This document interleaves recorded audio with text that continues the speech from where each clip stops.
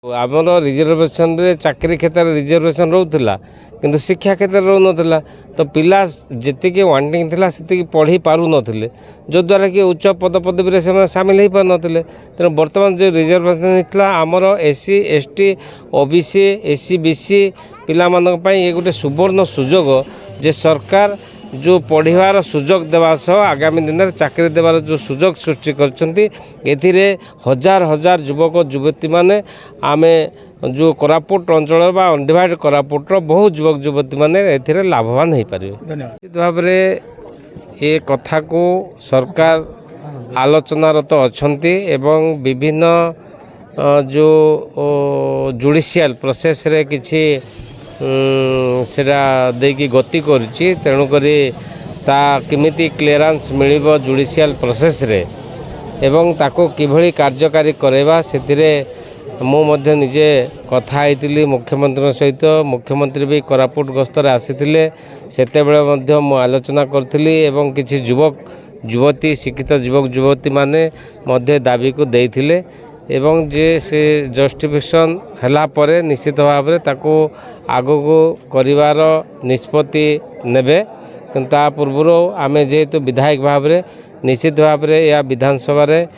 एवं मुख्यमंत्री पाखे आउ थे आमे ताको गुहारी करूँ एवं सरकार को द्वारा या किपरि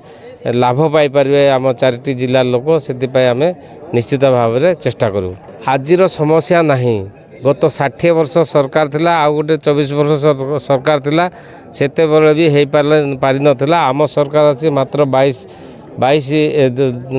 मास होइछि आगामी दिन में निश्चित भाव में सरकार उपर भरोसा रखंतु लोकों सरकार लोकों पर निश्चित भाव में काम करेंगे भाव में हम आपण मैंने अपेक्षा करूँ दाबी कर आवश्यक ना मुख्यमंत्री जहाँ कहते निश्चित भाव में आगामी दिन में फलप्रद हम देखो ये समस्या गत सरकार मैंने आमको आणिकी छाड़ देइछन्ति जेहेतु विभिन्न समय विभिन्न प्रकार टीचर को से माने अपॉइंटमेंट कले एवं विभिन्न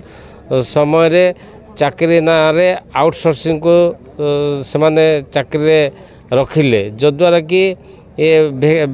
जो चाकरी न पाई पिला माने बेकार रोथिले किंतु आजिर सरकार आपण देखुथिबे प्राय 42,000 सरकारी चाकरी नियुक्ति पाइछन्ति आजिकार ओडिशार युवक युवती माने एवं आगामी दिन में निश्चित भाव में ये सरकार रे 1.5 लाख पर्यंत बेकार युवक युवती माने किभली रोजगारक्षम हो पारे किभली स्थायी सरकारी चाकरी पाई पारे से